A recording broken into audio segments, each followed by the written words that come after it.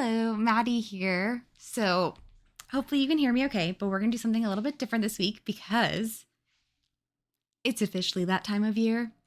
It's Christmas time, and we can talk about all the Christmassy things without it being looked down upon. To start the season off, I really wanted to start with the stories that I reread every single year because they're just short stories. There are a couple of stories from the Christmas in Your Heart series, which is a series of books that has loads of just Christmas stories in them. And so growing up, or even now, I don't live with my parents anymore and I don't see them that much at Christmas, so I don't get to do this as much.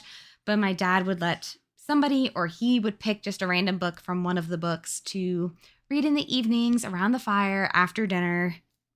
Just a good, heartwarming Christmas story. So today, instead of talking about them, I'm actually going to read to you two of my absolute favorite Christmas stories. So this is more of a reading time with Maddie, and I hope you enjoy. So there's a corresponding blog that I will attach in the description down below. I've decided I'm going to make a playlist of just all my Christmas movies. So if you want other Christmassy movies, I have other books. I also have a video on all of my favorite Christmas movies. So if that interests you, you should check it out. But the first story is called The Gold and Ivory Tablecloth. The Gold and Ivory Tablecloth by Howard C. Shade. If this story were fiction, editors would reject it as being too implausible, too coincidental to have ever happened. Yet these storm-induced events did occur, a number of years after Hitler's armies have ravaged Europe. Of true stories of Christmas, few are treasured and reread more than this. At Christmas time, men and women everywhere gather in their churches to wonder anew at the greatest miracle the world has ever known. But the story I like best to recall was not a miracle. Not exactly. It happened to a pastor who was very young. His church was very old. Once, long ago, it had flourished. Famous men had preached from its pulpit, prayed before its altar. Rich and poor alike had worshipped there and built it beautifully. Now, the good days had passed from the section of town where it stood, but the pastor and his young wife believed in their run-down church. They felt that with paint, hammer, and faith, they could get it in shape. Together, they went to work. But late in December, a severe storm whipped through the river valley, and the worst blow fell on the little church. A huge chunk of rain-soaked plaster fell out of the inside wall just behind the altar. Sorrowfully, the pastor and his wife swept away the mess, but they couldn't hide the ragged hole. The pastor looked at it and had to remind himself quickly, "Thy will be done." But his wife wept. Christmas is only 2 days away. That afternoon, the dispirited couple attended the auction held for the benefit of a youth group. The auctioneer opened a box and shook out of it folds of handsome gold and ivory lace tablecloth. It was a magnificent item, nearly 15 feet long, but it too dated from a long-vanished era. Who today had any use for such a thing? There were a few half-hearted bids, then the pastor was seized with what he thought was a great idea. He bid it in for $6.50. He carried the cloth back to the church and tacked it up on the wall behind the altar. It completely hid the hole, and the extraordinary beauty of its shimmering handiwork cast a fine holiday glow over the chancel. It was a great triumph. Happily, he went back to preparing his Christmas sermon. Just before noon on the day of Christmas Eve, as pastor was opening the church, he noticed a woman standing in the cold at the bus stop. "The bus won't be here for 40 minutes, he called, and invited her into the church to get warm. She told him that she had come from the city that morning to be interviewed for a job as governess to the children of one of the wealthy families in town, but she had been turned down. A war refugee, her English was imperfect. The woman sat down in a pew and chafed her hands and rested. After a while, she dropped her head and prayed. She looked up as the pastor began to adjust the great gold and ivory lace cloth across the hole.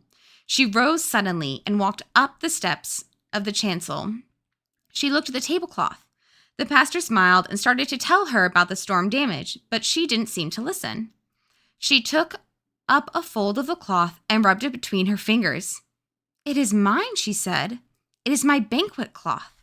She lifted a corner and showed a surprised pastor there were initials monogrammed on it. My husband had the cloth made especially for me in Brussels. There could not be another like it." For the next few minutes, the woman and the pastor talked excitedly together.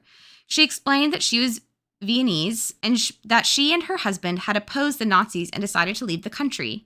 They were advised to go separately. Her husband put her on a train to Switzerland. They planned that he would join her as soon as he could arrange to ship their household goods across the border. She never saw him again. Later, she heard that he had died in a concentration camp. "I've always felt that it was my fault to leave without him," she said. "Perhaps these years of wandering have been my punishment." The pastor tried to comfort her, urged her to take the cloth with her. She refused, then she went away. As the church began to fill on Christmas Eve, it was clear that the cloth was going to be a great success. It had been skillfully designed to look its best by candlelight. After the service, the pastor stood at the doorway. Many people told him that the church looked beautiful. One gentle-faced, middle-aged man, he was the local clock and watch repair, looked rather puzzled. "It is strange," he said in a soft accent. "Many years ago, my wife, may God rest her, and I owned such a cloth in our home in Vienna. My wife put it on the table," and here he smiled, "only when the bishop came to dinner." The pastor suddenly became very excited. He told the jeweler about the woman who had been in church earlier in the day. The startled jeweler clutched the pastor's arm. "Can it be? Does she live?"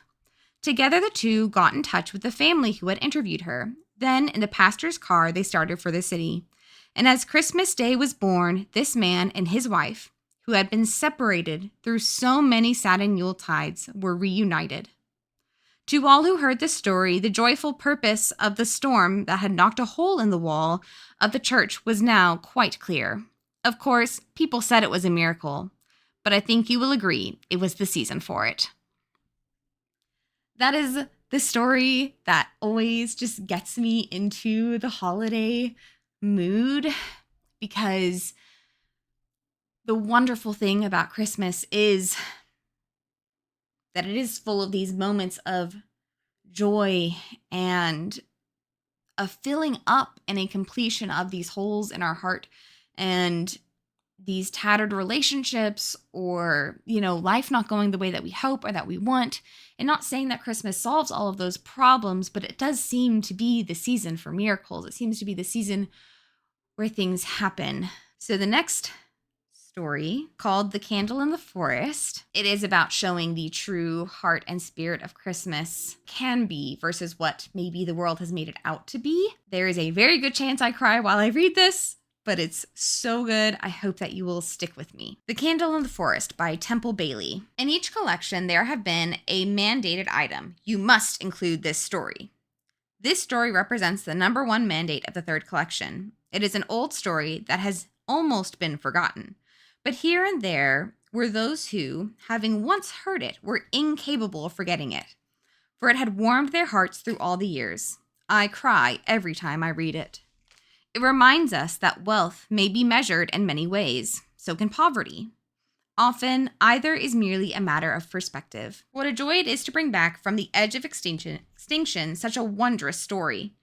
It was written by Temple Bailey, author of some of the most moving Christmas stories ever penned. This one, once read, is virtually impossible to forget.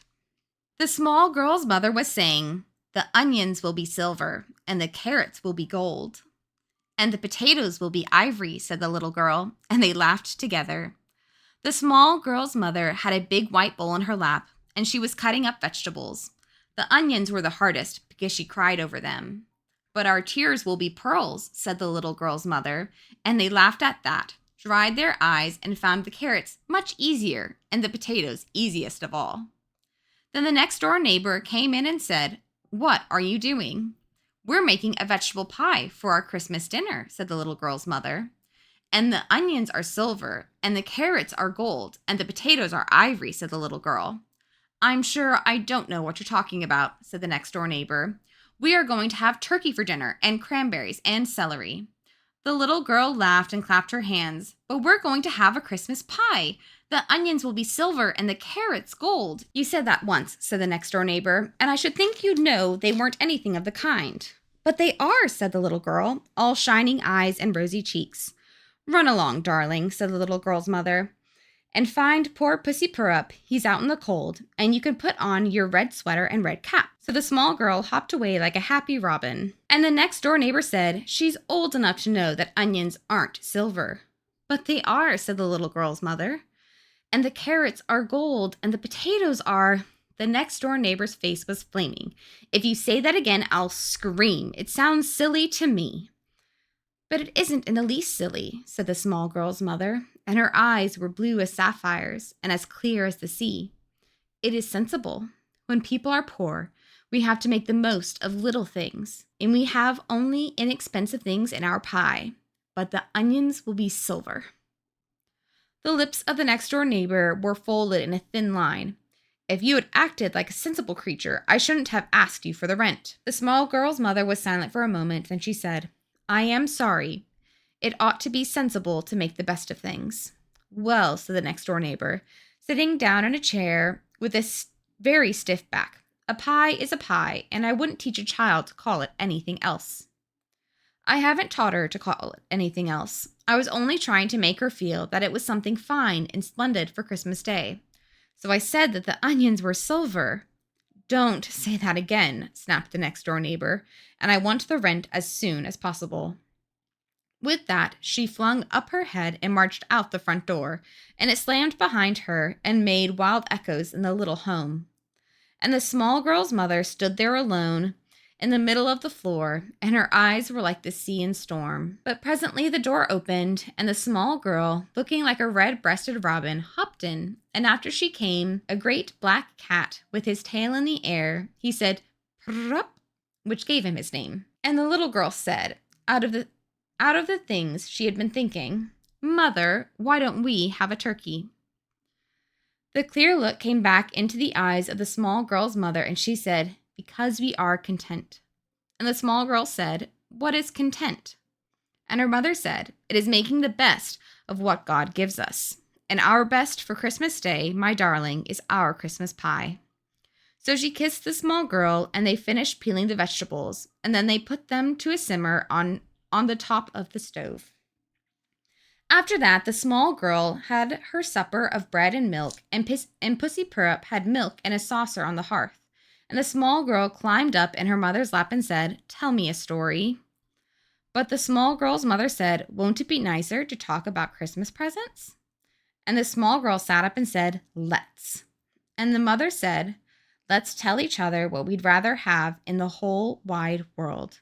"Oh, let's," said the little girl. "And I'll tell you first that I want a doll. I want it to have a pink dress, and I want it to have eyes that open and shut, and I want it to have shoes and stockings, and I want it to have curly hair." She had to stop because she didn't have any breath left in her body, and when she got her breath back, she said, "Now, what do you want, Mother, more than anything else in the whole wide world?" "Well," said the mother, "I want a chocolate mouse."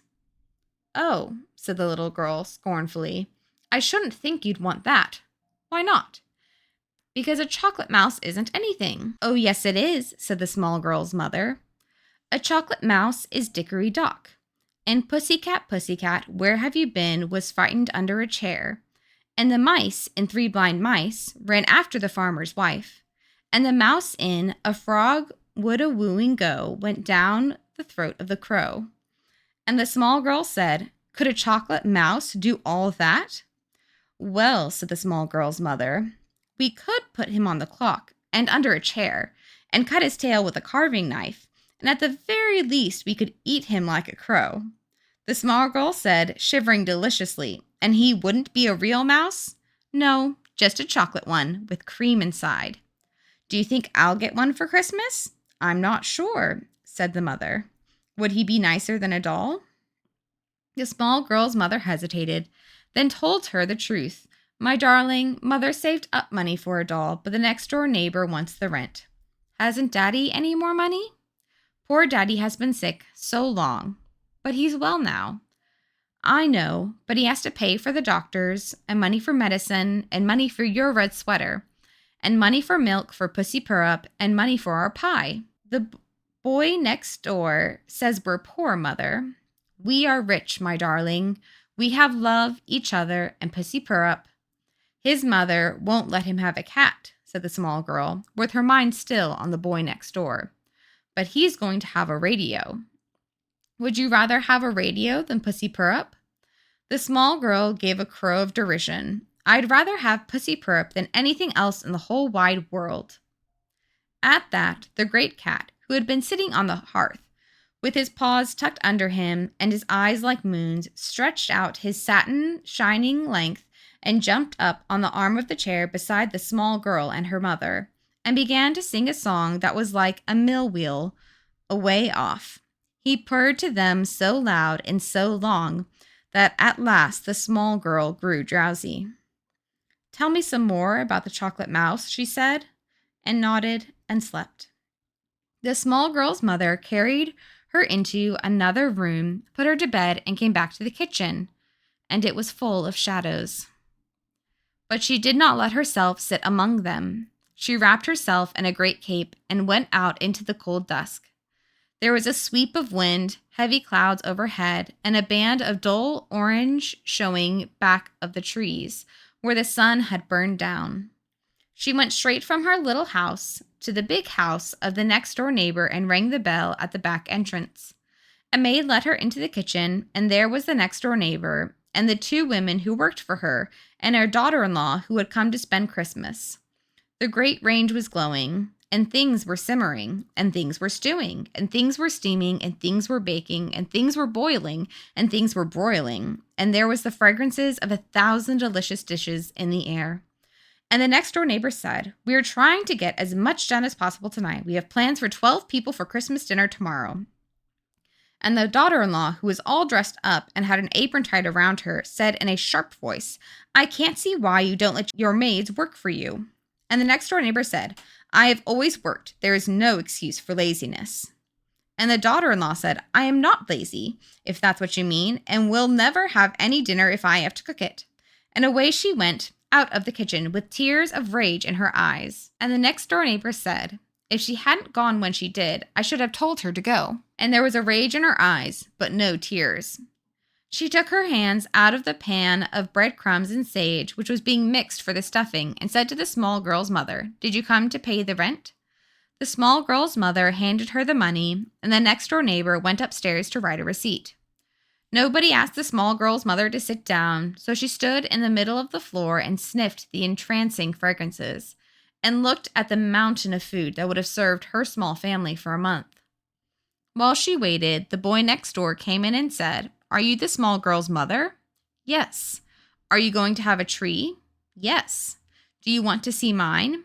"It would be wonderful." So he led her down a long passage to a great room, and there was a tree that touched the ceiling, and on the very top branches and on all the other branches were myriads of little lights that shone like stars, and there were gold bells and silver ones and red and blue and green balls, and under the tree and on it were toys for boys and toys for girls, and one of the toys was a doll in a pink dress. At that, the heart of the small girl's mother tightened, and she was glad she wasn't a thief, or she would have snatched at the pink doll when the boy wasn't looking and hidden it under her cape and run away with it. The next-door neighbor boy was saying, "It's the finest tree anybody has around here, but Dad and Mother don't know that I've seen it." "Oh, don't they?" said the small girl's mother. "No," said the boy next door with a wide grin, "and it's fun to fool 'em." "Is it?" said the small girl's mother. "Now, do you know, I should think the very nicest thing in the whole world would be not to have seen the tree." "Because," said the small girl's mother, "the nicest thing in the world would have been to have somebody tie a handkerchief around your eyes so tight, and then to have someone take your hand and lead you in and out and in and out and in and out until you didn't know where you were, and then to have them untie the handkerchief, and there would be the tree, all shining and splendid." She stopped, but her singing voice seemed to echo and re-echo in the great room. The boy's staring eyes had a new look in them. "Did anyone ever tie a handkerchief over your eyes?" "Oh, yes." "And lead you in and out and in and out?" "Yes."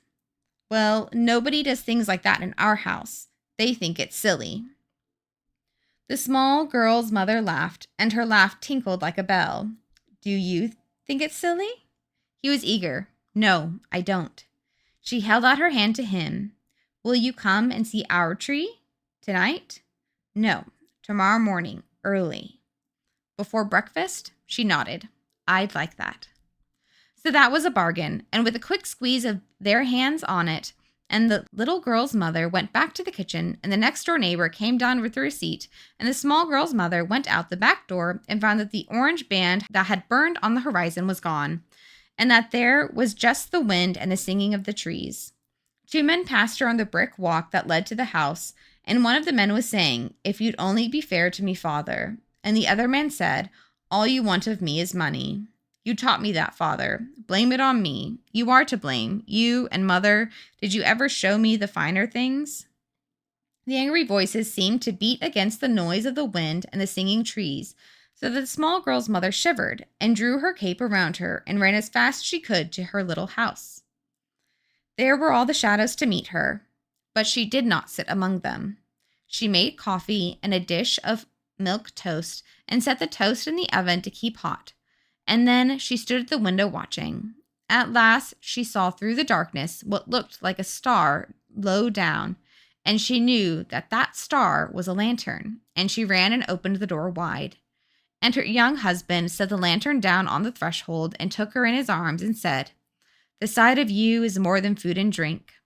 When he said that, she knew he had had a hard day, but her heart leaped because she knew that what he had said of her was true.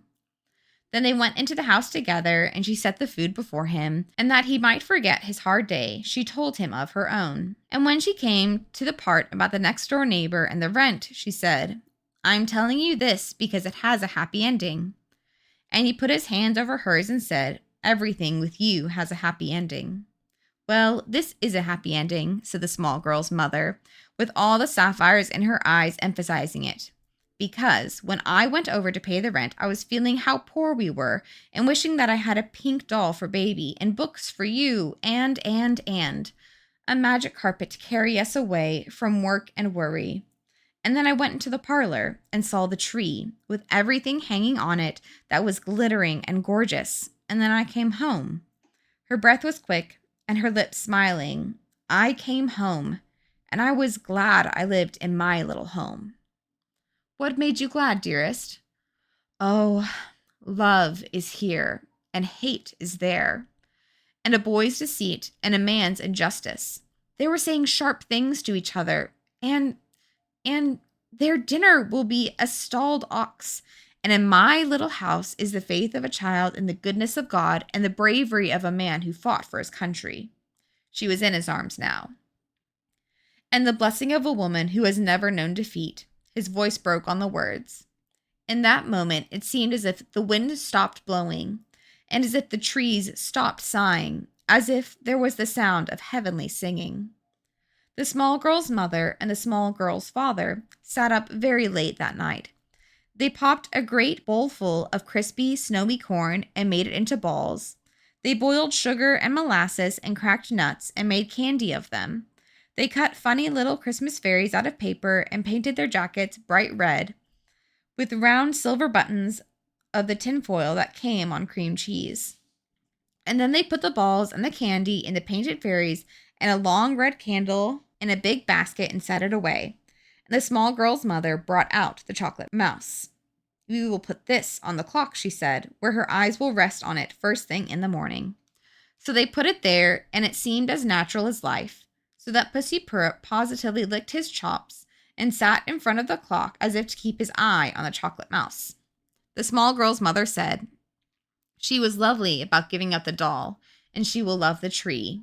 "We'll have to get up very early," said the small girl's father, "and you'll have to run ahead to light the candle." When they got up before dawn the next morning, and so did the boy next door, he was there on the step waiting, blowing on his hands and beating them quite like the poor little boys do in A Christmas Story who haven't any mittens.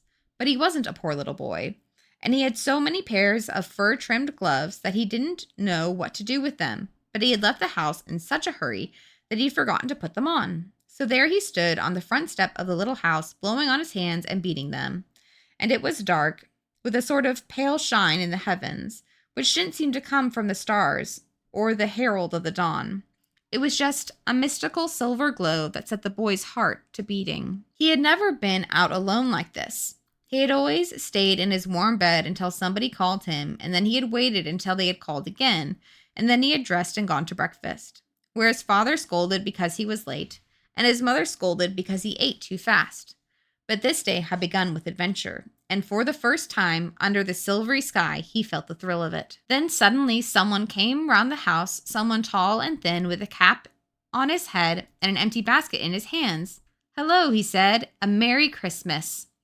It was the small girl's father, and he put the key in the lock and went in and turned on a light, and there was the table set for 4.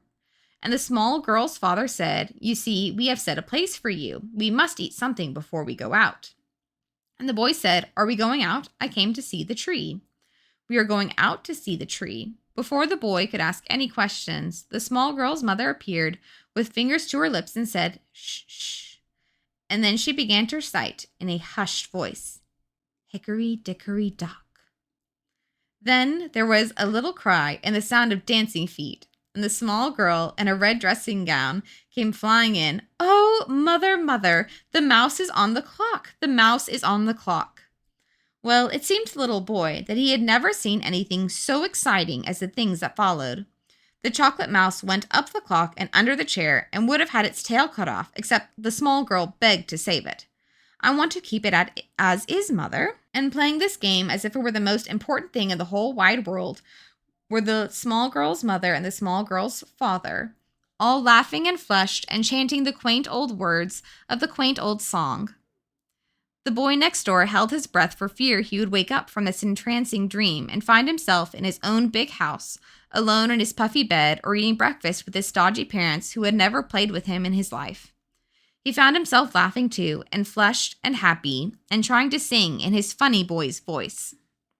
The small girl absolutely refused to eat the mouse. "He's my darling Christmas mouse, mother." So her mother said, "Well, I'll put him on the clock again where Pussy Purrup can't get him while we are out." "Oh, are we going out?" said the small girl, round-eyed. "Yes. Where are we going?" "To find Christmas." That was all the small girl's mother would tell. So they had breakfast, and everything tasted perfectly delicious to the boy next door. But first they bowed their head, and the small girl's father said, "Dear Christ child, on this Christmas morning, bless these children and keep their hearts young and full of love for thee." The boy next door, when he lifted his head, had a funny feeling as if he wanted to cry, and yet it was a lovely feeling, all warm and comfortable inside. For breakfast, they had a great baked apple and great slices of sweet bread and butter and great glasses of milk. And as soon as they had finished, away they went out of the door and down into the woods back of the house. And when they were deep into the woods, the small girl's father took out of his pocket a little flute and began to play. He played thin, piping tunes that went flitting around among the trees, and the small girl and her mother hummed the tunes until it sounded like singing bees, and their feet fairly danced, and the boy found himself humming and dancing with them. Then suddenly the piping ceased, and a hush fell over the wood. It was so still that they could almost hear each other breathe. So still that when a light flamed suddenly in that open space, it burned without a flicker. A light came from a red candle that was set in the top of a small living tree. It was the only light on the tree, but it showed the snowy balls and the small red fairies whose coats had silver buttons. "It's our tree, my darling," he heard the small girl's mother saying. Suddenly, it seemed to the boy that his heart would burst in his breast. He wanted someone to speak to him like that. The small girl sat high on her father's shoulder, and her father held her mother's hand. It was like a chain of gold, their holding hands like that, the loving each other. The boy reached out and touched the woman's hand. She looked down at him and drew him close. He felt warm and comforted. Their candle burning there in the darkness was like some sacred fire of friendship. He wished that it would never go out, that he might stand there watching it, with his small cold hand in the clasp of the small girl's mother's hand. It was late when the boy next door got back to his own big house, but he had not been missed.